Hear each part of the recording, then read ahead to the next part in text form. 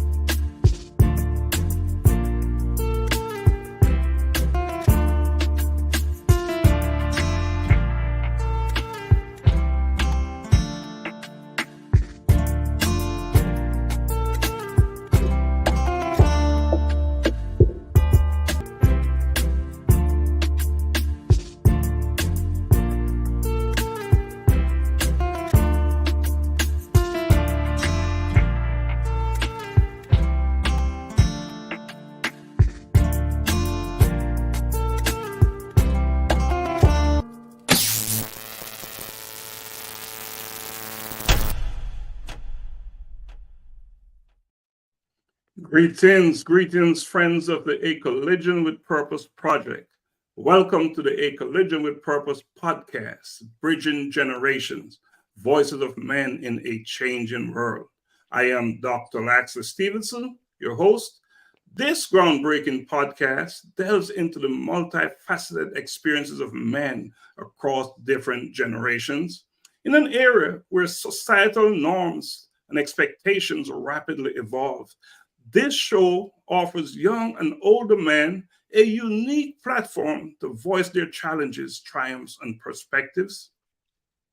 My name is Augusta Foster. I'm one of your co-hosts, and each episode aims to foster understanding and bridge the gap between generations, exploring themes ranging from masculinity and mental health to career dynamics and personal relationships. I'm Xavier Wilcox, also a co-host, and I bring together voices from varied age groups. The show sheds light on the commonalities and differences in the male experience, encouraging open dialogue and mutual learning. And I'm Juan Smith, also a co-host. And so whether it's a teenager grappling with the pressures of social media or a senior reflecting on the changing definitions of manhood, Bridging Generations is committed to uncovering the real stories of men navigating the complexities of a changing world. And we are your moderators. All right, gentlemen. Wow, what a week we've had, huh? Yes. It's what a week. What a week we've had. Augusta, let me test your mic for a second. Say something for me, please. Good evening. All right. Xavier, can I check your mic? Testing. Can you hear me? 1, 2. Is he coming out there in internet line loud and clear? Awesome. One, let me hear you for a second. Say something. Talk to our guests or listeners out there in internet land. Let me hear you. Yes, for wherever you're tuning in from, welcome tonight. We have a great show tonight, 2 great guests, so we are excited about tonight. Welcome. Oh man, aren't we excited?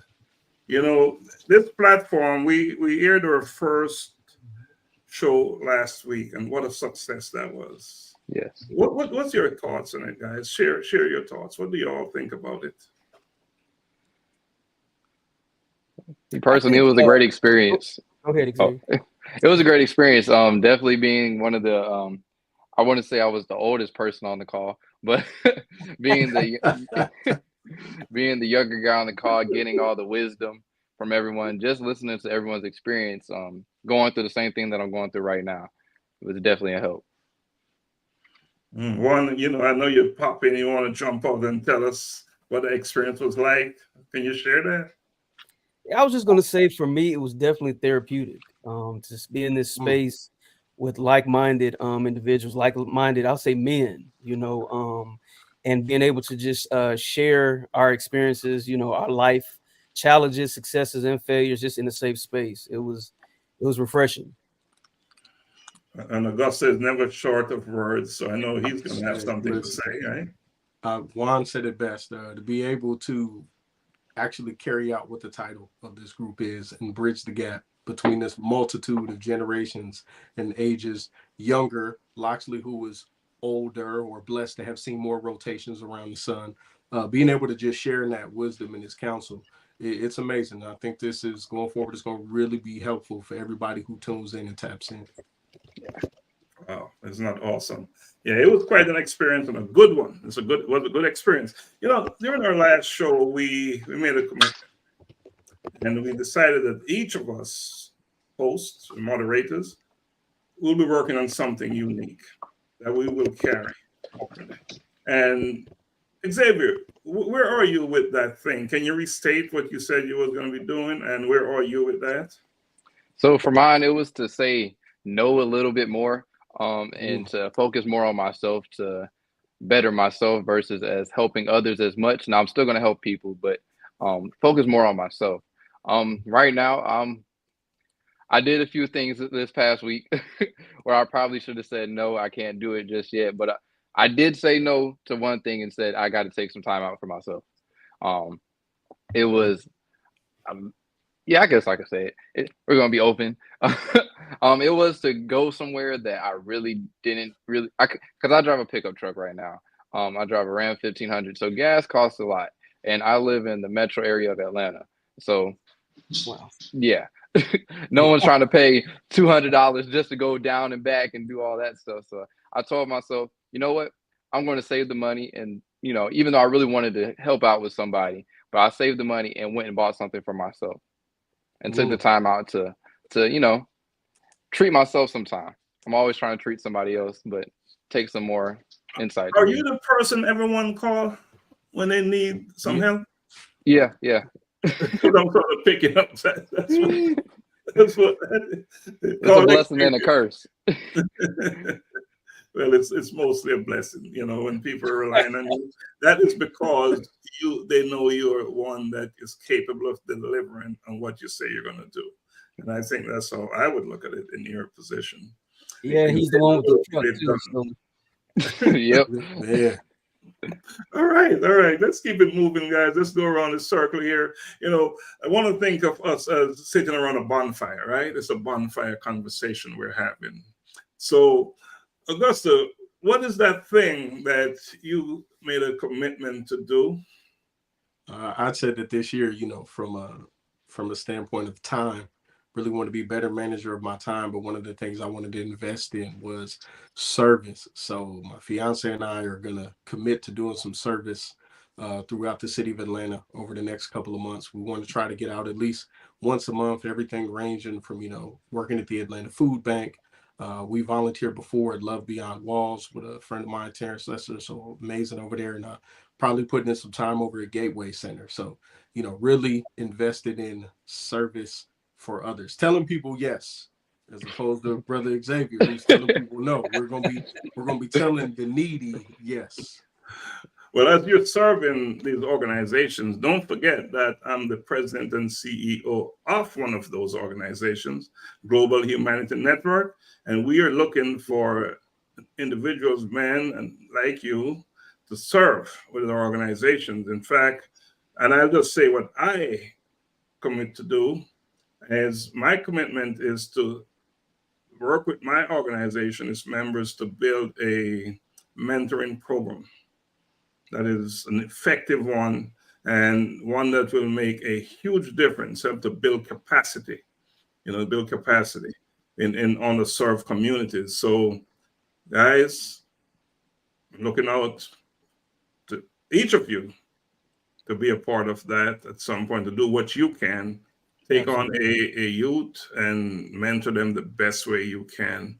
We actually have a program we're currently building, and we're about to launch it. So that's my commitment. Juan, you're up. Love it. Yeah, well, it's actually on the lines of what Augusta was saying about saying yes. More specifically, though, is doing it scared. That's my mantra for this year. When opportunities come, and instead of second guessing, I'm gonna do it. I'm gonna do it anyway, and not start to, trying to nitpick and why this and why I can. And yes, I'm gonna do it. So yep. So this year, I'm doing it scared. There's a saying that we ask for time to think about it so we can say no. Mm. When we get into this deeper assessment, we're looking for reasons why we shouldn't, as opposed to why we should. And especially when it comes to service and to live and a life in service. So that's what I know, and so I think we can all, they say you should be the change you want to see, right? Absolutely.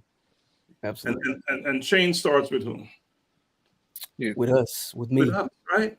With us. So all wonderful commitments. We're holding each other accountable. We're accountability partners. And I think it's a good time to say thank you to all our listeners, people watching out there. We appreciate you joining us. We know you could be doing something better with your time. So we're grateful. We're honored that you're taking the time to join us. We have a packed show tonight. We'll be talking to two individuals. We're going to be bringing them on real soon. But what else is going on, gentlemen? What else you want to share with our audience before we get to our guests? What else you want to share? Xavier, you go first. You're the front man. I just want to invite everyone to come out to the Collision with Purpose, our celebration that we're doing for community leaders that often don't get the light shown on them. We're doing that March 9th. So if you don't have your ticket, go ahead and get that now. Those tickets come with, once you buy your one ticket, you can get your plus one. So I'm not telling you who to bring as your plus one, but invite someone else. Right. So yeah, one of the correction, we're doing it March 2nd at Shiloh High School. And when you purchase your ticket, you will receive a signed copy of A Collision with Purpose in Pursuit of Purpose. However, you're allowed to bring one person with you, right? As you come to the event. That person, for them to receive a book, they will have to purchase that book. But your purchase, allows for two to come into the event. So thanks for bringing that up, Xavier. That's a big deal. That's something that we're all looking forward to. It's an opportunity for like-minded individuals to come together and just do what we do. Just build. Be stronger individuals. And so forth in our purpose, in our walk, through life. So, Augusta, what else you say? What else is happening in your world?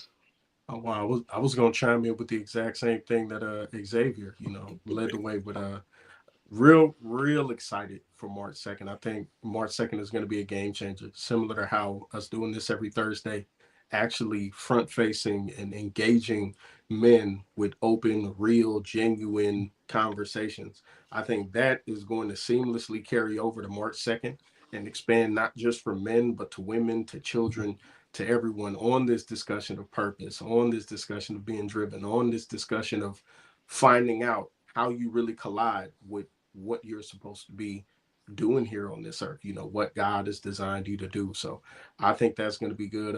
Outside of that, I'm coming up on a number of different people's podcasts and shows over the next 2 to 3 weeks. So yeah, I'll send out those dates through all my respective social medias. But yes, going to be a busy first quarter of the year, which is a good thing.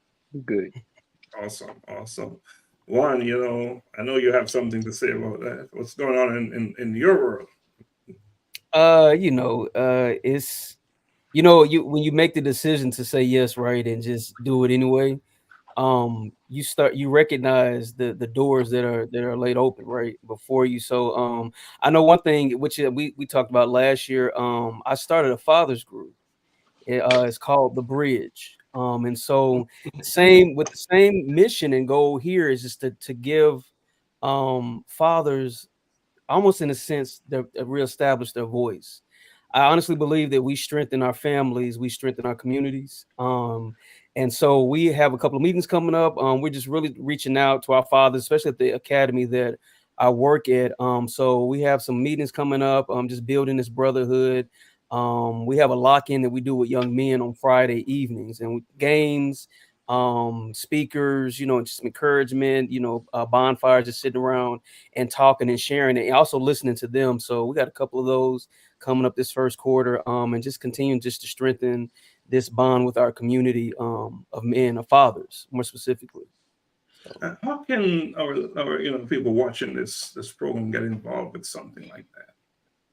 Absolutely. So I put information out on my social media. This is Juan Marcel. So on Instagram, absolutely. So I put it on Instagram. This is Juan Marcel. Information about the programs and things and such that we have coming up. Awesome. Because there's all kinds of secrets out there, but that's not a secret. That's not something we want to keep to ourselves. We want to get that out there. It's such a huge difference initiative like that can make in the lives of many. Yeah, and I want to remind anyone watching this platform, while it's Voices of Men, this is not just about men, is it? Right. Not at all. Right, Xavier? Yeah, you're right. It's not just about men. We just happen to be the ones here talking about it. Yeah. So I think this is a good time for us to take a break. I know we can't wait to bring on our guests. I see them in the backstage moving around. They're eager. They're ready. Look at that. Oh, my goodness. So I'm getting all kinds of thumbs up. They're ready to go. So let's take a quick break and then bring our guests on, okay? Let's go.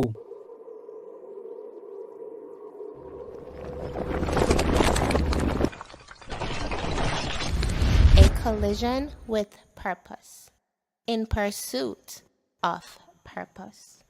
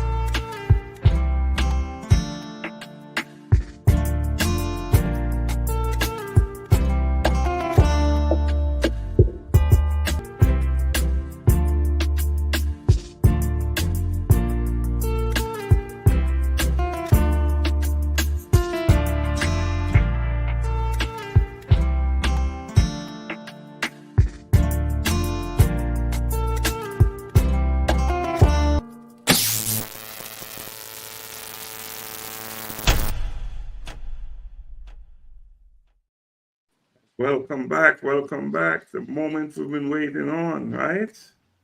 Yes, You're yes. here. So Juan, can you do us the honor of introducing Rex, Mr. Howard? Absolutely. So let me just give you a brief intro. Rex Howard Jr. is a marriage and family therapist and personal development coach. He's deeply passionate about helping individuals and couples achieve their fullest potential in all aspects of life. I'll say this, Rex is committed to creating a safe and supportive space for his clients to explore their innermost thoughts and feelings and to help them develop the tools and the strategies they need to create lasting change in their lives. Rex is not just this awesome therapist and coach. He is started as a mentee of mine. I've known him since his 9th grade year in high school. And now he's somebody, an accountability partner. I call him Young Howard. So Everybody, help me join me in welcoming Mr. Rex Howard Right. Jr. Let's have a drum roll, guys. All right, welcome, Rex. Welcome, Rex. Rex, before you say anything, we have Mr. McCook on, so let's bring him on officially as well. And so it is my honor, and just feeling real good about bringing on my friend, Mr. Gary McCook. We call him Gary G. Mr. McCook is many things. He's a business owner of numerous types of businesses, but the one that I want to talk about, he is the founder and CEO of GIFs, and he will tell you what GIFs is. It's the Jamaica Independent Foreign Song Competition that is held in Atlanta. It's a global initiative, and it's all about giving back to the culture of Jamaica. And you'll hear a little bit about that from him tonight as well. He'll be involved with other aspects of the conversation we're going to be having tonight. So let's have a drum roll from Gary G. Welcome. All right. So Rex, tell us a little bit about who is Rex Howard Jr. Man, Rex Howard Jr., that's a great question. I was in the backstage thinking about who is Rex. Right. But outside of being a therapist, being a coach, I'm a son, I'm a dog dad, I'm a content creator, right? I am a guy that's on a journey to really, I would say a broken kid on a journey to find the pieces to become a man and to become the person that God has created me to be. I'm a person of many experiences. One would say I've lived many lives, right? But throughout the wisdom and, throughout my journey, I've learned so much, and I've been able to give back to my clients and to my family and just the people that I become in contact with everything that God has blessed me with. So that's kind of a brief synopsis of who Rex is. Okay. And we're going to learn some more. Absolutely. Tonight is up, right? Yes, All right, Yes, so sir. let's take it to Gary G, Mr. Garfield McCook. Who is Gary G? Who Tell us is? a little bit about yourself, sir. That sounds like you can do a show on who is he. Yeah, guys. Thanks, Dr. Lax, for inviting. And gentlemen, kudos to you. Those two guys in those hats, Laxley and I gotta get hats to get young like those guys. Next show we'll have our hats on. You want to put yours on? Here we go. There we go. There we go. No, it doesn't look cool like theirs though. Listen, look. Put it on. Yeah, but I listened to when Rex said he was thinking of who is, and I never ever thought of that before to figure out who I am. But I think I'm just a guy who left an island in the sun for the American dream and just trying to fulfill that dream. I've been here 37 years, and each year I kind of look back and see what have I done that's different from last year, and every year gets me closer to that dream. But as Lati said, I'm the president of the Jamaica International Independence Foreign Song Competition, which is a competition for Jamaican or Jamaican-born artists who are Jamaican or of Jamaican parentage here in the diaspora to sort of showcase their talent in terms of reggae music that coincides with our festival song in Jamaica. So that's basically it. I'm a real estate broker here and in New York. Laxley and I have partnered in many real estate deals. At least that's how we met. Real estate deals, and we have maintained a friendship since. And also, I have a personal care home in Kennesaw, a 14-bed facility, and we look at that as a ministry of our giving back to society, to the elderly, based on the gifts that we have received since my wife and I have been here in the United States. So that's it in a nutshell. That's good. Well, we might be in for a treat tonight, because one thing he didn't add is that he's an artist. With quite a few songs out there. So can I impose on you? Give me a little bit of "Give Me Jamaica." Just one quick piece. "Give Me Jamaica." Oh, you mean of the song? Okay. Yeah, the song "Give Me Jamaica." JIIFSC, Jamaican Reggae Overseas, 8662, independence for me and you. See, that's what we're talking about, right? Yeah. Gentlemen, if you notice that we have two guests on, right?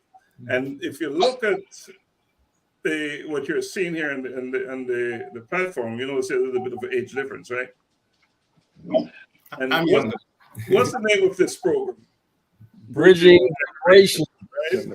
This is So you will always see that we'll have two men on, but there's a slight difference in age. It's a slight, because Just what this slight. conversation is about, like just in case there's a Right. different perspective or viewpoint, bit. and even with the hosts, you'll also see there's a little bit of a difference as well. You know, starting with me a little bit younger, and then with Xavier real much older. Yeah. And then in between we have Juan and Augusta. So take it away, gentlemen. Let's open this up to conversation. The conversation, Augusta, Juan, Xavier. Let's talk that conversation with each other. Well, I want to start with this. I was thinking, even when we were talking about what's the one thing that we wanted to focus in on this year, and then just listening to both Rex and Gary, I realized that all of us on here are doing the very thing that this show is about. Men who are affecting culture, be it, therapy, the social aspect, the social emotional aspect, music and art. We got the industry, business, real estate, nonprofit management, community service, all those different things. So I'm happy to see and hear that we're on and we are actually, fulfilling our mission, even just through conversations and building and networking. So how I will ask this though, how important is it to especially to our guest, with leaving a mark in your community? I would say family and your community. How important is it?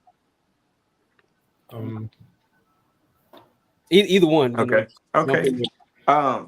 For me, it's very important, right? So I come from Knoxville, Tennessee. Right? I'm 28 years old. Come from Knoxville, Tennessee, in a small community called Lonsdale, where not many people make it out. Right? You don't get exposed to too many things. You don't get exposed to healthy marriages. You don't get exposed to people owning real estate. You don't get exposed to financial literacy. You don't get exposed to you would say the finer things of life, right? So. The fact that God has put me on the path to get exposed to it, to be around the right people, to have mentors, to have people that are like spiritual guides for me. I want to be able to do that and become the person I need to become to help my people as well. Right. One of my mentors always told me sometimes your people won't believe they can do it until they see you do it. And I want to be that person that does it so they can say they did it, not only so that they can say they did it, but they have a blueprint to do it. And I can, help them out along their way. So it's very important for me to be able to do that. I like that blueprint. I like that. Yeah, I always, thought that or think that our name precedes who we are. So people are going to hear the name out there and they have not met you, but when they meet you, they said, okay, this is the person. So from that standpoint, you have to set example. You have to lead by example. And I have tried. I have two young men, two sons, and you're in America. This is black. These are black young men in America. One is 28 and the other is 25. And you try to live a life at home that they can emulate, because I look at life as a relay. We're not going to be here forever, and they should be able to see what we did and even expound and get better at it. So we got to leave that mark. When somebody calls my name out there, it should be about something good. I always see people and they say, I know this person who knows you and everything. And it was a good conversation. In the real estate business or in most business, if you have one disgruntled client, you're going to lose about 10 or more. So again, if you do something wrong, I do something wrong to a client or didn't give the right service, you're going to find that person's not going to refer me to anybody else. If somebody mentions my name, say, oh no, stay away from him, stay away from him. So it's very important for you to try your best and maintain that integrity. People are still going to maybe throw stones at you and say things, but what percentage that is not that great. So again, lead by example, and hopefully the younger young men who are looking on can look on us and say, yes, we got to be like them or better. That's good. Let me ask this. I just from listening to both of you, leaving a mark, I hear legacy. So I often say, especially when we're on this platform, that we get the opportunity to change the narrative, right, for our communities, even just as men. How important is legacy, and what is your, if you're creating a legacy, what is that legacy that you want to leave to inspire generations after you, be it your own children or just mentees and others? What does legacy mean to you, and what is the legacy that you are working to leave? Well, I mean, legacy to me is action. Your action, what you're doing, is going to be that footprint that people can emulate and follow.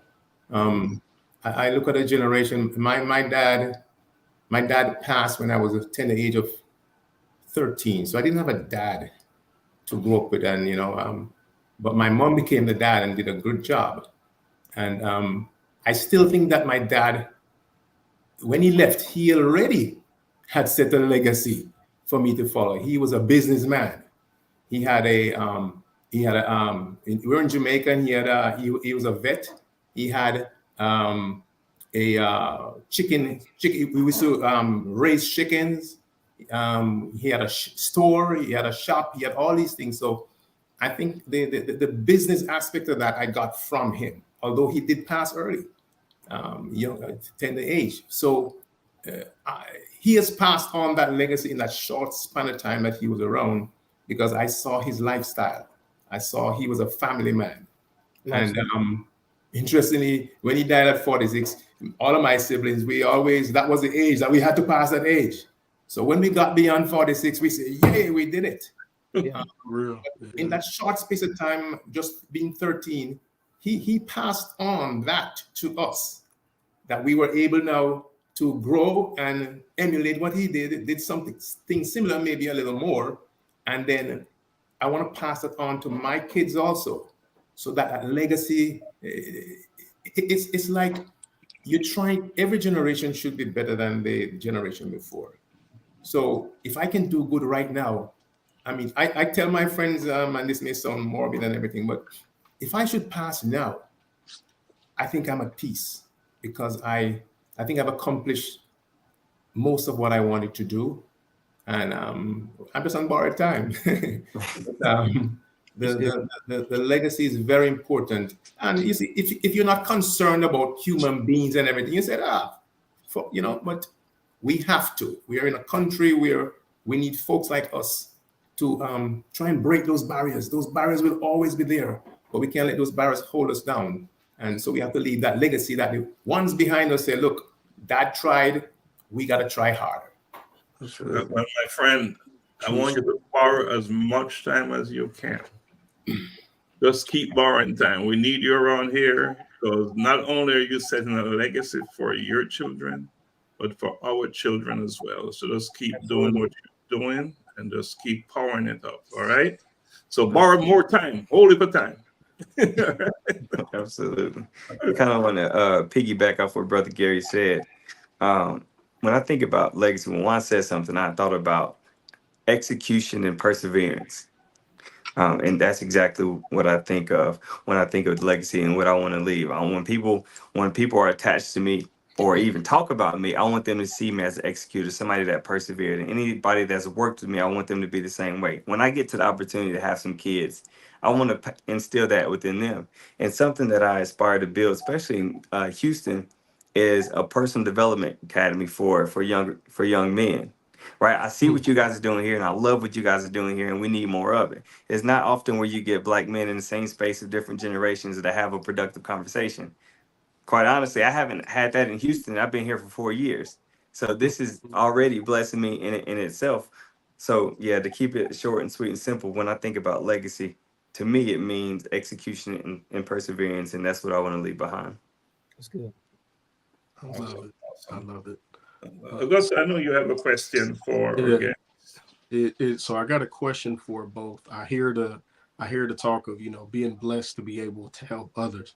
And I really enjoyed what Gary G said, specifically with how he and his wife are considering what they're doing in ministry with the housing that they're doing, with helping people. And that's them, giving their alms and giving back to, the country and helping those people. So I would ask, from a standpoint of the ministry and the work and blessing, how much of a role has faith played in your purpose and the decisions you've made, and even the career paths that you've elected?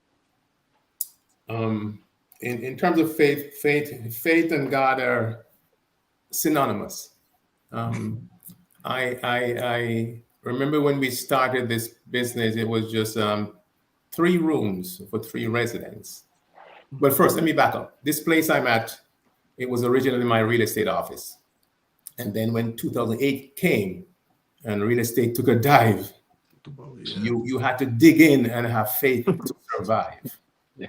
So I had 3 options: lose the place, rent the place, or sell it.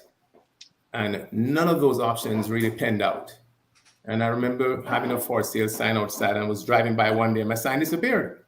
And I said, who took my sign? Then I called the city and they said they took my sign. And I said, why would you trouble my sign when you have all the other signs up there who are put up there by the other people, and you don't mess with their sign, but you mess with my sign? But that same day I had the thought of switching to the personal care home. So by faith, I said, we can do this. So I called downtown and they said, yes, we can do it. And came in here and removed my sign, and my neighbors, let me say, I'm the only one on the street who looks like me. So here it is. The neighbor's husband said, oh, good job, man. You're going to do this. Within 2 minutes, the wife came and said, not in my neighborhood. So here it is now. What do? I call downtown and they said, look, don't worry about it. Once we gave you the permit, that you're good. But what happens is that she thought that I had to put one of those rezoning signs outside for them to come in and approve. So she would have been the one to stick it to me. So that happened. And when you're 3 residents, you quickly realize that 3 residents is not a business. So to move above that, you have to go downtown and sit in front of 5 commissioners and basically sell yourself, tell them why. So here it is, all this room full of all of the zoning people. I'm there, my son is there with his little thumb drive. We realize it's not compatible with theirs, so that's out the window. And they give you 10 minutes to go up and sell why you want to increase. And then 5 minutes in, they stop me. And I'm saying, oh, Lord, here we go. And the lady says, sir, before the meeting, we as commissioners meet, and we already have decided it's a yes or a no. And it was a no. But based on your presentation, it's a unanimous 5. Well, look at God. Right? And so if it wasn't for that, you and I wouldn't be talking about the business today, because on 3 you can't survive. So I just everything I do, I think about I have faith. I always say, when you have obstacles in life, it's God testing you. He's giving you a challenge or an exam, and you just have to pass it. That's good. And that mindset has keep me going. So anytime something comes my way, I just smile, because I know, based on faith and resilience and everything, I'm just gonna use the test and pass the test. Pass the test. That's good. Good. Pass the test. I like it. I love it. I love it. Okay. Well, I'm gonna try not to make this too long, but long story short, well, long story kind of long.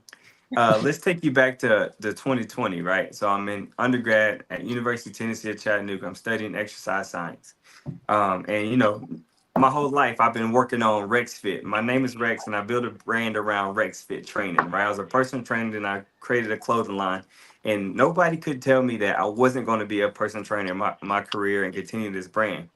until COVID hit. Right before we graduated, we went strictly online. COVID hit, kind of shut everything down. So you're taking a kid that's an extrovert, that's used to being out and about. I'm also in a fraternity, Kappa Alpha Psi Fraternity Incorporated. So used to being outside, and you got to put this kid inside now to deal with all the things I haven't dealt with. So God is kind of isolating me, but I didn't know what He was doing it for. But during this time, I started writing, right? I started journaling. I started learning a little bit more about myself. I started kind of working on this healing process that everybody talks about, right? So then graduation comes around, August. I pack up my bags, I graduate, and then I shoot home to Knoxville, Tennessee. That same day, I got robbed at gunpoint, got everything stolen, right? Oh, So, I've been around guns. I've never had a gun on me. Never felt that experience before. So, in that moment, I'm like, all right, God, I graduated. I did what a lot of people don't do. And the day I move home, this is what happens. But I was like, okay, you must have a plan. So the very next day, I was able to get everything back. The robber threw my phone out the window and didn't know that I had an iPad inside the car. Located my phone, which means I was able to locate my iPad the very next day. Got everything back, but the only thing I didn't get back was my peace of mind, right? But because I already started working on my healing, I knew how to go back to that. So I knew I wasn't ready to like tap into therapy just yet because in my household they say we don't put them white folks in your business. So I was like, Right. so I knew it wasn't time for me to do that. So I go to the bookstore and I find this book called Cognitive Behavioral Therapy, and it was a workbook. So I'm working through these exercises, working through these workbooks, and about a month and a half goes by, and I'm realizing I'm starting to feel a lot better. And I said to myself, if I can do this for myself, I know I can help other people do this as well. So I started having conversations with my mentors and my parents, and I was like, you know what? I think I'm going to try to go to school for counseling. They said, Rex, you got two options. You can become a licensed professional counselor, or you can become a marriage and family therapist. I knew I came from a dysfunctional family. I said, I want to focus on the family and marriages. So, I prayed about it. But I was like, I know I don't want to be in Knoxville. This is a place I got robbed, a place I grew up in. Nobody really makes it from Knoxville, so let me go somewhere else. Texas has always been on my mind since a kid. I don't know why, but he kind of led me to it. So I said, you know what? I'm gonna take a trip to Houston. Joe Biden blesses with some checks, and I'm gonna take this trip. So I drove to Houston with two of my guys, 14 hours. During COVID, everything was shut down, but I fell in love with the city in 2 days. And I said, this is where I'm coming. I'm gonna apply to some schools. If I get accepted, I'm coming. So I finally get accepted into Houston Christian University. But I had no place to stay. I was like, God gonna help me figure it out. One of my mentors lived in San Antonio. He called me, said, Rex, I heard what happened. I heard you trying to get into school. You can actually come stay at my crib for your first semester. Don't have to worry about paying no bills. Only thing I need you to do is give me a workout for the gym 4 times a week. I was like, done. That's done. So I get on the road. It's 14 hours, but my first 4 hours on that drive, I'm doing nothing but listening to God. And as I'm listening to the guy, he's talking to me about, and he's showing me visions about like which I'm seeing visions of me being on stages, being me talking to men, me being on podcasts, and then he gave me this idea to write a book, right? And that's something I'm still in the process of doing. So I finally get to Houston, mind you, $1,200 to my name, and I owed my apartment complex $1,000 upon arrival.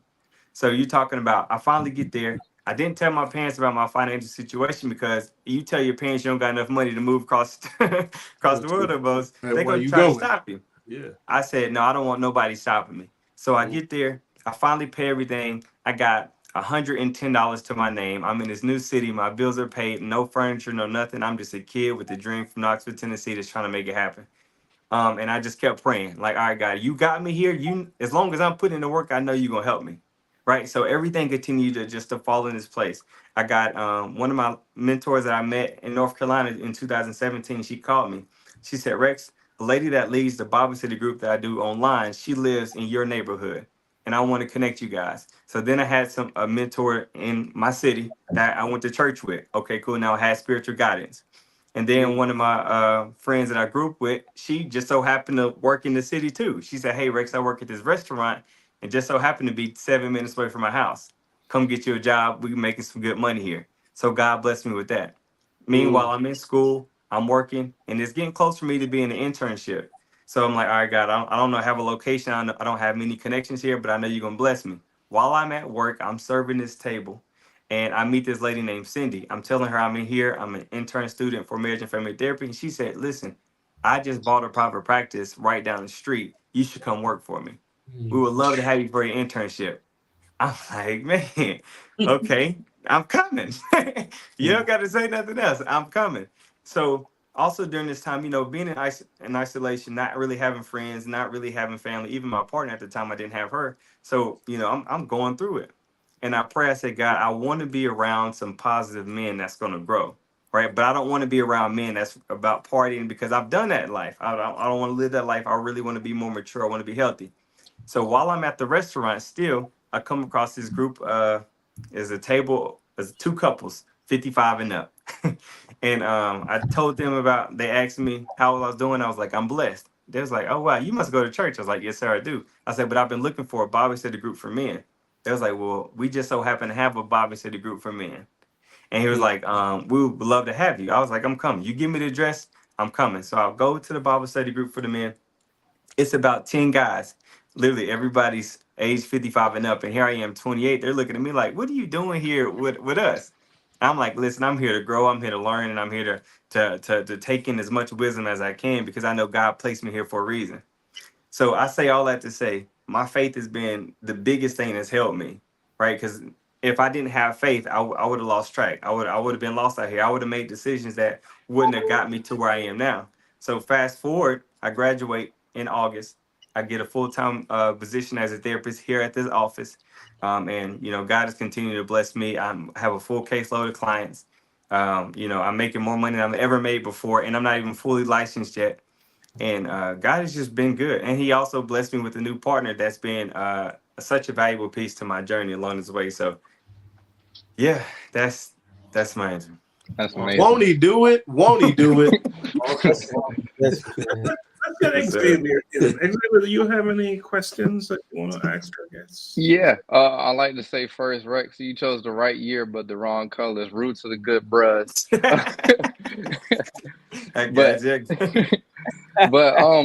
for the both of you, what led you guys to not get comfortable? I heard you say, Gary G, you came to chase the American dream. Rex, you said you came from a broken home. You guys both done amazing things in your lives, and really, you guys could have stopped at the first part that you guys were at, but you guys kept pushing through and kept keeping going, kept achieving more. I'm sure that Rex, you have more things that you're still wanting to achieve. Gary G, I'm sure you have more things that you're still wanting to achieve. What is it that keeps you guys still moving forward and not being stagnant? Oh, well, energy. I think I have a very high metabolic rate. And I've just been an active kid. I was an active kid playing soccer in Jamaica, and just, good old days, the sunshine, you got to get up and move. And I just don't believe in the status quo of certain things. I always do things legally, but I look into it and figure out how can I survive and do something without being bombarded by this legal stuff. I mean, in my career, I started out as a parking attendant in New York back in the 80s. And you make a lot of money being a parking attendant. You're unionized and everything. But then that wasn't me. The money was good, but it wasn't me. And I remember wanting to move into management, and my guy said, man, you're going to lose the union negotiating for you. I said, let me tell you something. The only person or the best person that can negotiate for me is me. I go and I sit down with HR and I say, HR, they want me to move from A to B. I negotiate with them. A union can't negotiate for me. And I moved from an attendant. I went to an assistant manager. I went up to a manager, got award for award of the year. And then I was studying in college because in Jamaica, I didn't have a degree and I needed to get that. So that's one of the things, tracing the American dream. I came here and realized, you can pay your money, you can get your degree. So got the degree, and in the company, I moved up. And it was interesting. Most of the guys who were at the other level, which were general managers, were not like me. But one day I got a call if I wanted a GM position. I mean, I fell out of my chair, and I said to them, "Who am I? Which area?" I was in New Jersey. They said New York, and I said, "Okay, but I'm going to replace Mr. X. Where's he going?" They said, "Do you want the job or not?" I said, "Oh yes, I'll take the job." But Mr. X didn't like the bone in me. So a couple of weeks later, after I accepted the job, I said, "So who's going to train me?" They said, "Mr. X." And I said, "Holy crap!" So again, I didn't stay down as an attendant. I came here for a purpose. I always think that if something should happen and I gotta go back home to Jamaica, I can't go back home the same way I left there. That's good. You know, so getting that degree is good. Trust me, if you're in Jamaica and somebody coming from foreign with a degree, once you're coming from foreign, you're gone, right? So I couldn't afford to come here and be stagnant. So I've just always kept on that role. I left when I was leaving New York to come here.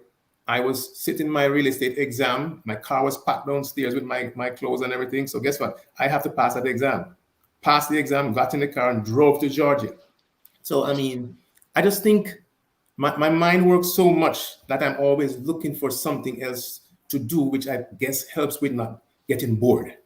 So that's just me. Energy. That's good. Energy man. That's good. Xavier, you might ask that question one more time. I'm gonna make sure I heard you right. Yeah, I just wanted to know what kind of kept you to keep moving forward and not just being comfortable where you were at.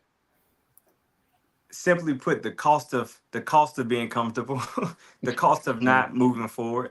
Like I said, you know, I know we've all seen impoverished communities, but when I go home, that's what I see. Right? I go home to see my mama work 5 12-hour shifts.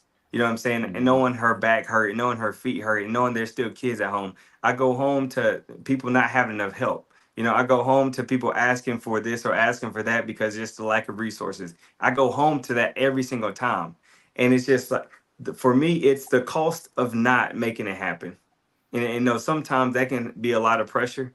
But I feel like God has blessed me with the perseverance, right? And the execution to push past that pressure, but also have enough people in my circle to pour into me enough to where, you know, I have some guidance. And it's not just something that I'm taking on by myself, but to simply put, the cost of not moving forward, the cost of not executing and seeing what I have to go home to, that's just not something that I can't like, I personally don't think I can stop. Because if I stop, then who's gonna do it? Right. Powerful. Gentlemen, let's take a quick break and then come back. Let's take a quick break.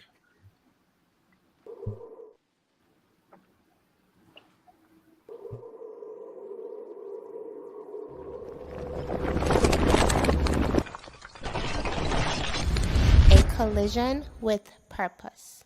In pursuit of purpose.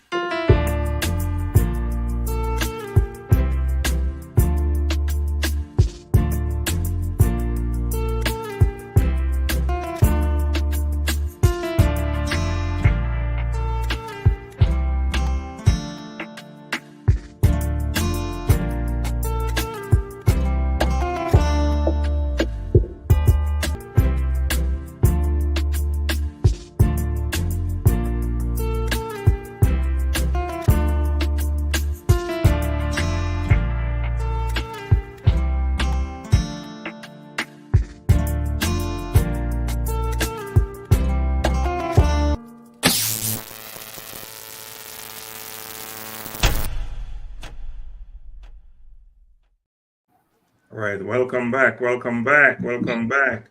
So I have a quick question. Maybe it's not even a question. What I would like you to do, gentlemen, Rex and Gary, I would like you to look at each other. Look at each other. Now, one a little bit older than the other, one a little bit younger, and talk to each other. Gary, ask Rex, what can I do to support you as a young man? And Rex, you're going to do the same thing. Well, What can I do? So yeah, Rex. And let me start out this way. Rex, I have a son your age. He's going to be 28 in April, and I had the pleasure of having a dinner with he and his wife, who will celebrate their first anniversary at the 28th of this month, last week with my wife's birthday. And that question, we sat there and we looked at them. He may not be in touch with me as I want him to be, but then my wife and I left there feeling comfortable that he's happy and she's happy. Yeah. Your age. So he's a mechanical engineer, and both of them are doing well. So I like what you're doing, and I've tried to encourage them to be entrepreneurs, but it's not everybody that is more introverted than you who are extroverted and doing your thing. So what can I do to support you? And I'm asking the question, and I'm going to answer it in a sense. We need to connect beyond here, and I know your ventures or whatever it is, and I'll basically sell you as a package of what you are doing. And I wanted my 25-year-old son to be on tonight. He may be on Facebook watching us. So I'll support you because I can see future in you and upward mobility. So that's what I see. You tell me what, as Laxley say, what can I do to help? Or not help, to assist. To assist, man, both. To be honest, continue communication. I've always known that I'm going to use a different term too. Anybody that's ever come from a different country to make something, to establish something for themselves, just has a different type of dog in them, right? Yeah. A different type of dog in them. Your drive, your effort, your push, your motivation, your reason to take care of your family. It's on a whole different level. So just continue communication, wisdom, guidance. Are you married, sir? Yeah, 30 in my 33rd year. Perfect. So that's amazing. I am. Well, I won't spill the beans, but I found a young lady that that I would like to take that step with too. So continued conversation. I would just love to pick your brain on marriage, on business strategies, and just about what you do. So that's how you can help me big time. Now, how can you, Rex, help Gary? Remember, now we're bridging generations, right? Right. So we're here to support each other. So talk to Gary. So no, it's the question, Mr. Gary. Well, how could I help you? Yeah, well, I'm from the old school. So as Laxley will tell you, a lot of times that someone was telling me earlier to get on and do something down there. I have a clue what you're talking about. I'll pretend and not embarrass myself. So I always look to the youth. Anything at home that I need to do with the TV or anything, it's my sons, because Right. You guys have you're fresh. You know the ins and outs. You know the shortcut, and just how to get things done. So I would lean on you for that. You're younger than me, but I lean on you for guidance. I mean, I don't know it all. I'll never know it all, and I think by having that concept that I can learn, I'm always learning. So you guys are young. You were born here. I'm from a foreign land, and there are certain things here that I just can't get. My accent still remains the same. It's the old school I am. So I would lean on you, and establish that relationship where you can call me, I can call you. I don't want to say I'll be the father, you the son, but relationship. You know, Absolutely. just building a relationship and just learning from you. You're the field you're in. I'm not familiar with that field. There may be some things I can learn from you that I can use in my exercise routine. Yes, sir. I go to the gym, but I don't know all these machines. I go and I look over and I see what the other guys doing, and I say, okay, he's doing that, so let me do it too. Absolutely. Yeah. So that's how that's the help I can I would want from you. Yes, sir. I'm more than happy to help. I think Gary G said something that I would ask you, Gary G. I'm going to ask you, how can you help me? 33 years of marriage. I just a week ago I just turned 38 years old. So the fact that you have been married 5 more years than I have been blessed to grace this earth is amazing. Specifically in a time where, you saw, if you looked at the numbers during COVID, I would have conversations in the barbershop and in lounges. People said, this shift away from marriage because you had folk who, they might have been in that, the old myth of the 7-year itch and, the honeymoon stage. And then, they were all locked in the same house with their spouses. And all of a sudden it was like, I really don't like this person, and people getting away from marriage and discouraging it. So I would ask you, your advice to me and to anyone listening, as specifically, even for the listeners, but for me, as somebody who's about to go into marriage, with a woman who I love and I'm going to spend the rest of my life with. What's the key to 33 years? Well, I think one of the first thing is respect. One of the main ingredient is respect. You got to love the person. You're going to find that you're coming from 2 different backgrounds. Each of you are going to have strengths and weaknesses. Never put down the other person for their weakness. Learn to compromise. Very important word, compromise. Don't try to make marriage a competition, right? If you compete, it's not going to work. I once told a young lady that the energy you use to compete with me, if you use that same energy, would have a great relationship. So compromise, loving, respect, and hoping that you have the same dreams. I remember us living in Brooklyn, New York, and then went to Jersey to buy the first home, and both of us on the same page. Yes, both of us wanted to go. We were young, no kids. Then we were in Jersey, had 2 kids, and we came to Georgia here for the Olympics, fell in love, and wanted to come, both of us on the same thing. You find a lot of times that will break marriages because one wants to go and one wants to stay. But we were still young.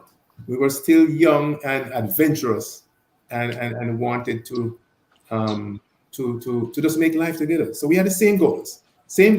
Respect each other, love each other. I always say one of my goals for her is always to put a smile on her face. Boom. Right? And she reciprocates.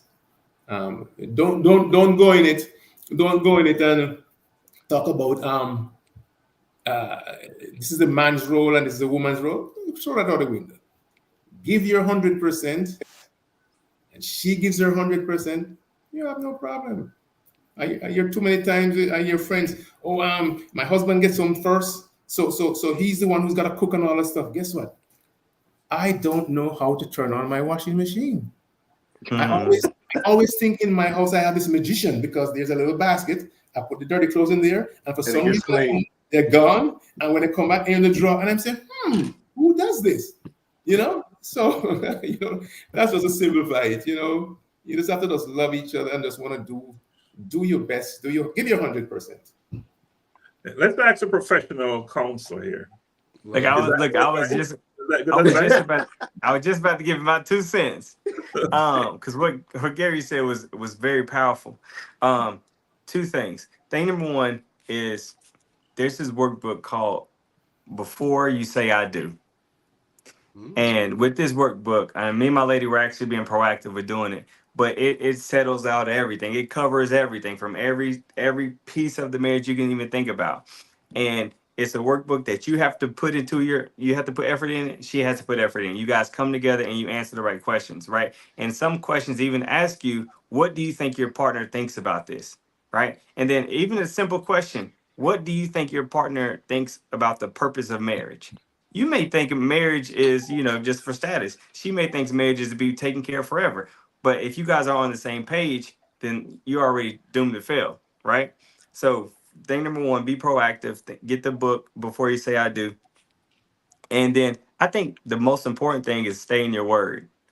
To be a man and to be the spiritual head of your relationship, to be the household. No matter how much relationship advice you can get from a therapist, a coach, from your best friend, from any married man that you know, God has already laid out a blueprint of how he wants a man, a husband, to show up for his wife in every single way, from provision to protection to finances to leave an inheritance for your family. He has already given you a blueprint to how to communicate and everything.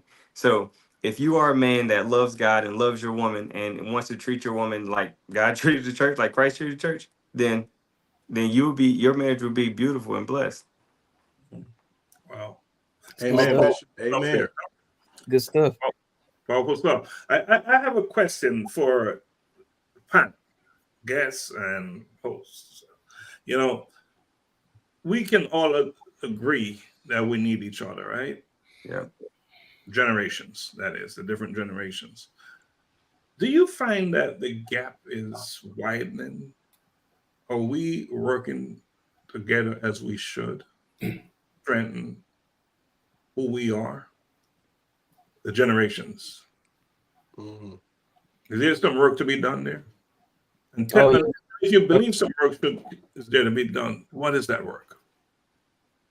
This, Yeah. this, I think it's um, communication, conversation. yep. It's this. When I told you guys about the bobsledding group I was a part of, there was a group of completely all white men, right? And the powerful thing about that group was there was days where these guys were vulnerable. They would cry. They would talk about how things weren't going great with their wife. They would talk about the stress that comes from having kids that are disobedient. They would talk about the stress from life and feeling like they may not make enough or not feeling like they are enough. And I've never been a part of that conversation with black men before. Yeah. Never. Yeah. Especially older black men. Everything is always about, man, figure it out, man, you be all right, man. The same thing we were taught growing up is the same conversation we're continuing to have. In fact, the very last time I was in a group of black men, the conversation was around stepping out on their wives. That was the conversation. And Right. it was a comfortable thing to have. The term was I'm a husband at home and I'm a hoe on the road. Yeah. That was a conversation. So if that's what I'm being poured into, that's what I'm going to believe is okay to do. And I hate that I had to step outside into a whole different race to see vulnerability, to see those different things. But this is Mhm. right here is next level, to have brothers like Gary and the doctor and Juan as a mentor, to have these conversations, to talk about where you are and from different perspectives of life. I may be going through something that everybody in this group experienced, and everybody in the experience dealt with in a different kind of way. And I may be able to learn something from each one of your perspectives. And if I'm dealing with something that's hard, I don't have to do it by myself because I have 5 other brothers to turn to pray for me, to guide me, to lead me. So this is what's going to help bridge that gap. I feel like we're doing better with it. Honestly, I want to say COVID helped with that. Um, Right. I feel like COVID helped with people in Laxley's generation. Um, they finally got open to admitting that they don't know everything. Before COVID, you had everyone not really leaning on the younger generation. I know everything. I know what I'm doing. A child should be in a child's place. But now, Right. this is just from my experience. Since COVID, everyone's like, I don't know everything, because Mm-hmm. with COVID, that wiped out a lot of that generation's parents. And so since their Yeah. parents are gone, they really don't know everything. They can't go to them for guidance. So now they really kind of have no choice but to lean on the younger generation, because now technology is advancing. Um, Everything's advancing right now. And the kids, the children, we're being taught how to move with the advanced generation.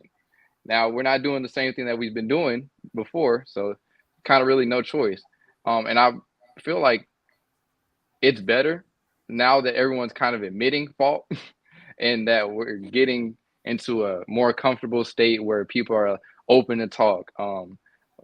And younger people are more open to talk to older people now because everyone feels welcome now. Well, I won't say not everyone, but it's more welcome than what it has been before. That's good. So some improvements. Noted. Some improvement. I would say to Rex's point, he used the term vulnerability. I remember speaking at a corporate event, and I transparency is, you see I have a green hat on. Transparency is the thing that people see. It's somewhat readily available information if you fill it out. Vulnerability is me opening up to something that you would never know if I wouldn't have told you. Absolutely. Now we see this changing of the guard, similar to what Xavier said. Like, my father is 73, he'll be 74 years old. I remember his dad being alive and the things he would say. And as each one got older, they kind of opened up to the son. They kind of opened up to the ideas. So I think it's just a regular cycle. As you get older, you see the things your fathers, your uncles, your mothers, your grandmothers, whoever it was in your family, and that kind of changing the guard, being like, they were correct. But now, like, wow, maybe I should listen to this. Maybe I should change. So we've seen it, but the change has been more than incremental since COVID. I think now, the advent of technology, the pushing where people were kind of in spaces by themselves, the seclusion. I had, great uncles and great aunts who, they never, I'm talking folk in their late 70s, early 80s, who they were not tech savvy at all. These is folk who, they put the phone on the hook. Xavier, you're a little young, but there was once a time where the phone went on a hook on the wall. The phone went on a hook. And these were people who were Zooming me, FaceTiming me, Facebook messaging me for that need of contact, information, presence. So I think now we're seeing that change, and it's welcoming. We can get more of the younger folk who we think we know it all, and combine that with the older generation who feels like they've done it all, and everyone comes together and agrees we get some stuff wrong. I'm off on this. I was left and I should have went right. Once we get all those people collectively to decide we ain't always right, man, it's going to be amazing. It is going to be amazing. So it's the coming together of the know it all and the done it all, huh? Yeah, exactly. I'm curious to hear what Gary say about this. As one of the older one here, and not old, but older on this platform. Yeah. That technology thing, Lax. I remember even going back to the same corporate America jobs and everything, where you're expected to know how to. There's no secretary. The days of secretary are maybe you got to do most of your work. And I remember I was having an issue with something, and I called one of my sons. I said, "Can you help me with this? Can you type this?" And that young man sat down there, and I saw his finger moving. And I said, "What are you doing?" He said, "I'm typing." I said, "Where you learn that?" He said, "Daddy, that's a part of college." And here I am now. When I'm there and my assistant manager would come in, I have assistant manager, I would do the one finger joke. One. But if you are there and you're listening and not seeing me, you think I'm a pro, because I got so good on this, moving the fingers, boom, boom, boom. It seemed like I know what I was doing. But so that technological thing, yes, I think I've caught up in a sense, with it. I'm more fluent in some areas, but yes, that phone hanging on the wall, and that is a real deal.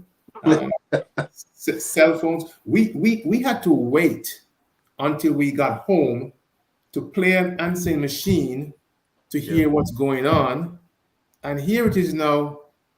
If you walk on the street today and you see somebody, guess what is in everybody's hand? A phone. It's not in their pockets, it's on them. So that little tool is a great tool. It can make you, break you. Oh, talking about that, check out my song on YouTube called Cellular, Cellella. I did a song about cellular, about cell phones, right? So check it out on YouTube.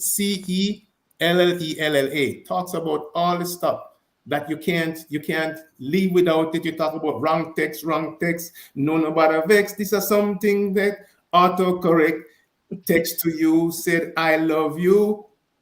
No, text to you said I love you. Autocorrect said I love Sue. You know, Yeah, that's good. so it's out there. Check it out. But the technology, I think I've caught up, but it's going. I cannot catch up. Put it this way, I cannot catch up. Every day something else changes, but I'm cool. I'm level. I'm comfortable where I am, and I'll reach out to Rex and Xavier and Juan and all of you if I have any problems. We got you, man. We got you. Juan, let's hear your take on this. Just listening to everything, even what the conversation we've had, two thoughts came to mind.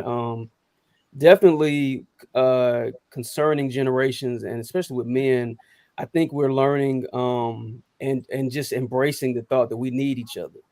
Yeah. That we were wrong about some things. And I mean, both generations, not older was wrong and younger was. We were all wrong. That as the older, like the younger, they know some things. And I need them, and vice versa. The second thought is this. What came to mind was Joel 2, when it talks about his God's spirit being poured out on all flesh, right? And it goes on to say that old men will dream dreams and young men will have visions, will see visions. And the whole idea, which just was embodied in this conversation, was that even in Nehemiah, when the walls were being rebuilt, the old men wept because what they dreamt of they thought was lost, because they've gone older and out of touch. So who's going to rebuild? And then so now the sons and daughters can see visions, and to see a vision is to be awake. You dream when you sleep. Yep. And so now you have this generation coming about who's awake, who's fully alert. So now what we dreamed about, we have somebody who can actually articulate. We have somebody who actually has the strength and the power to build and execute.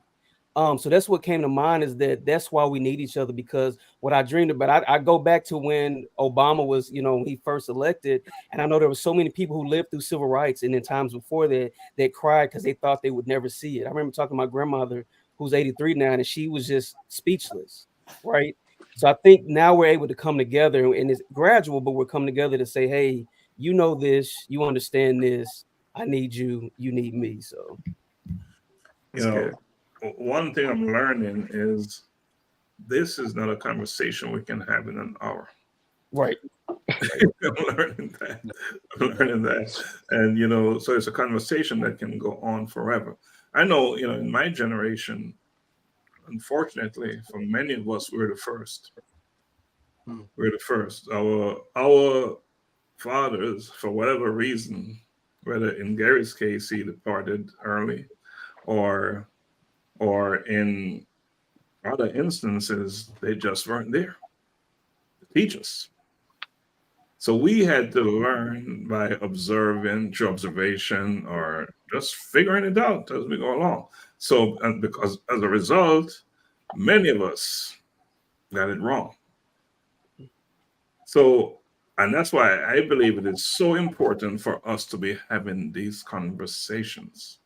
Absolutely. I know that the more we live in a learning environment, the more effective all of us will be.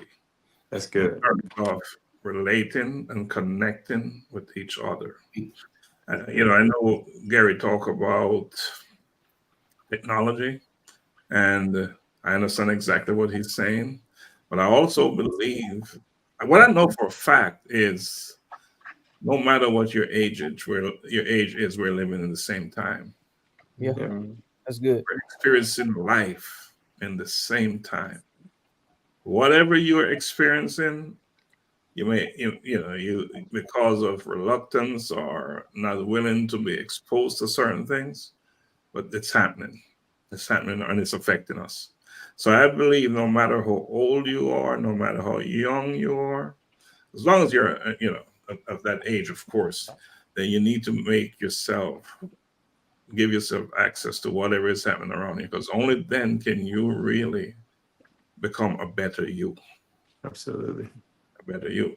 So, talking to, of course, not us, because the mere fact that we're open to come on and have this conversation, it means that we're willing to grow. Absolutely. We're willing to be a little bit better. And I know all of us, this conversation tonight, 6 of us here, we will be a little bit better. Amen to that. Yes, sir. All 6 of us. So my take is let's spread the word.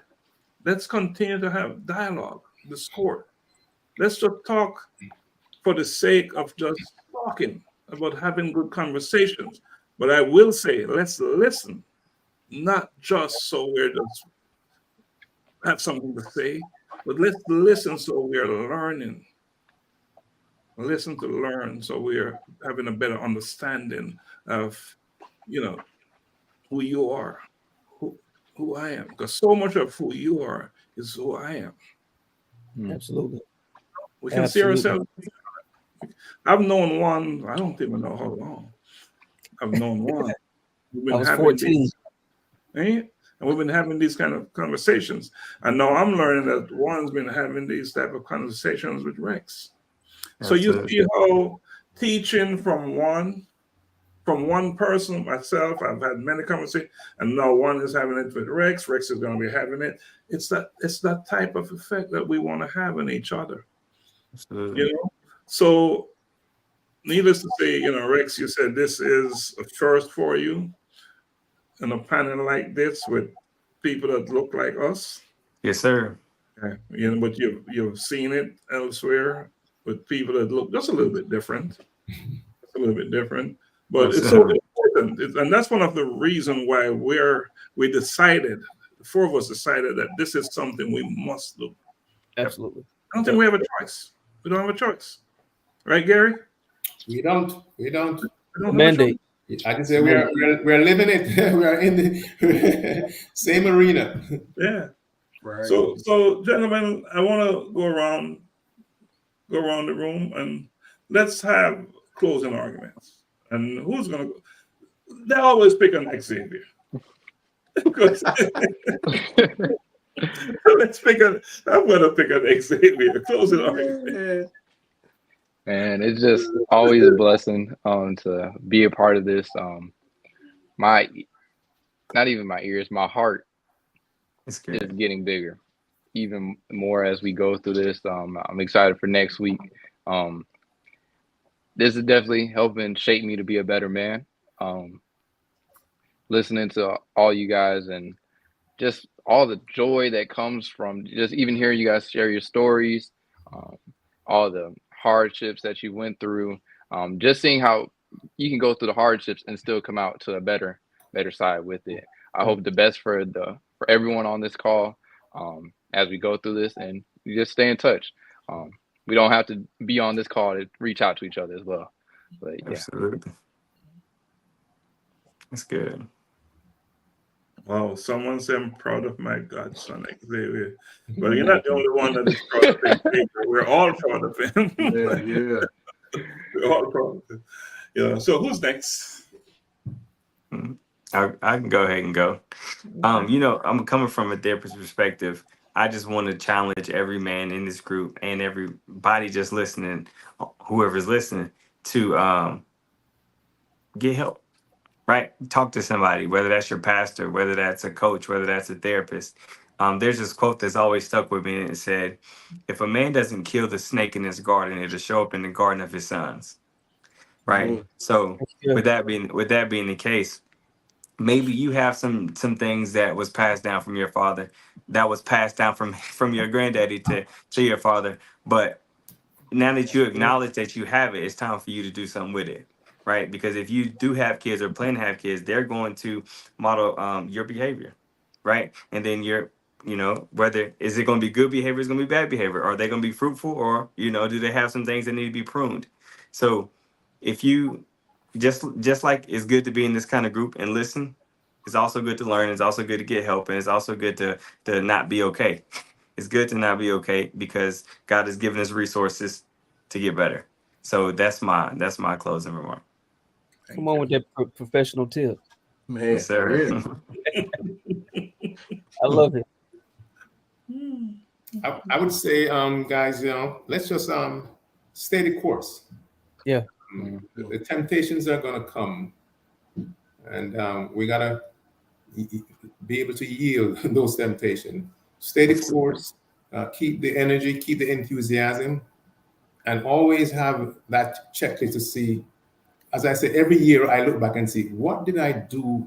What was the plus last year? If every year I can see where I improved in somewhere, did something, whether it's at a personal care home where I moved, just recently I moved from 10 to 12 rooms, and I'm going to 14, just have a goal and just stay that course, because let me tell you, the surroundings we are in, there are temptations there that are just going to pull us apart. And we want to look back a year from now and we come back with the same forum and look at these younger guys and saying, hey, what have you done lately? Right? It's got to be forward ever and a backward never. That's good. That's like that. Oh, let me write that down. It's not. I took it from something I hear, so it's let me. I'm just using something what I've heard. That's going on the T-shirt, G. That's going on the T-shirt. There you go. And I would speak to what these shirts say. Bridging generations, voices of men. Juan heard me say this last week. It'd be remiss if I didn't. I think every week I'm gonna hit something from Proverbs. Proverbs 20 and 29. The glory of the young is in their strength, but the gray hair of experience is the splendor of old. The wisdom, the experience, the knowledge. My father took and continues at 73 years old to take pride in his gray hair. Since we were younger, when he started growing gray, he would say, this isn't just me getting old. This is me getting better. This is me improving. This is me gaining wisdom. I always tell people you could get knowledge from a book, but you get experience through life. So when I could lean on brothers like Laxley and Brother Jerry, and even someone like Juan, Rex, even someone younger like X, it's fulfilling to me. It provides me with the knowledge that I need, because I might have all this strength and this vigor and this get up and go, but at times I need some guidance for the get up and go. Absolutely. So being able to lean and glean information from those brothers with the gray who've been blessed to bump their head a couple of times and they can tell me how to not do it, it's fulfilling, and it is absolutely worth it. That's good. I'll say this, I'm big on it. It means a lot. So let's continue just to change the narrative. We are making impact and making waves in our communities because we are becoming better men in our families. So let's continue to strengthen our family unit, right? Just change the dynamic by changing the narrative so we can change our communities, and I live by this. There's a lot of things I live by, but definitely this is Dr. Maya Angelou said it best. When you get, give. When you learn, teach. Yeah. And I feel like what Doc said, and even what Gary said, is it is a mandate for us.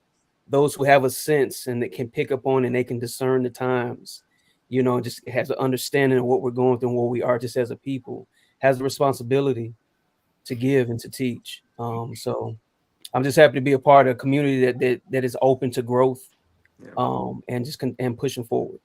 That's good. I want to end with saying that wisdom is not the domain for the old, the elderly, all of us. Everything. Some of these young kids, my grandson, I see him do, and my granddaughter, I see them do some stuff. It blew me away. Wisdom is not just for the aged ones or the elderly. So understand that we need to learn that we must grow wherever we're planted. We cannot complain that this is my situation.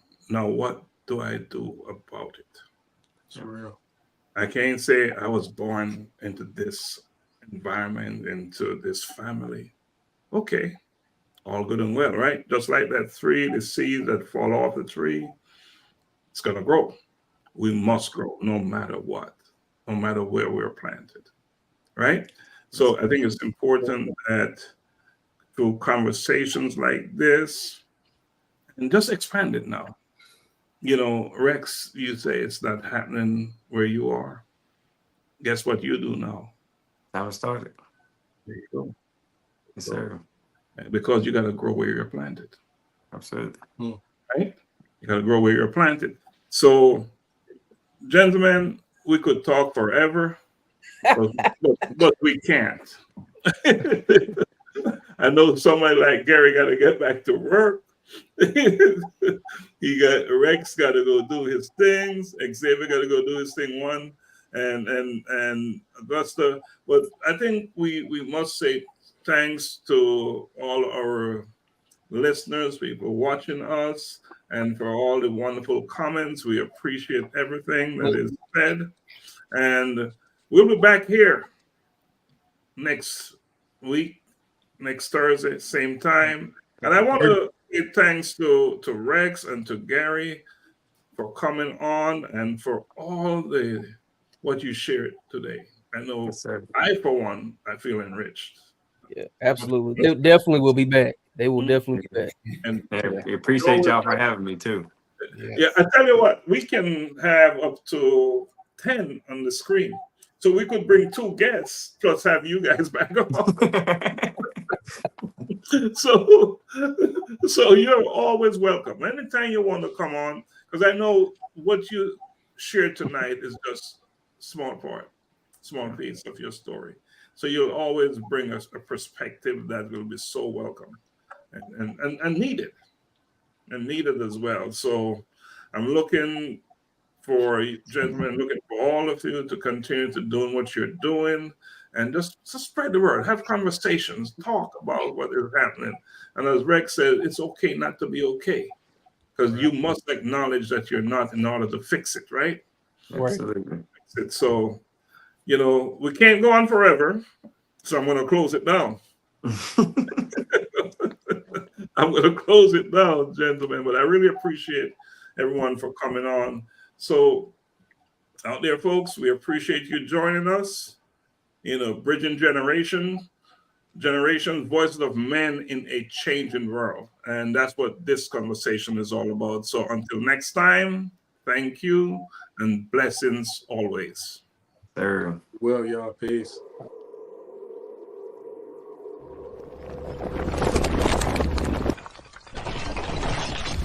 A collision with purpose, in pursuit of purpose.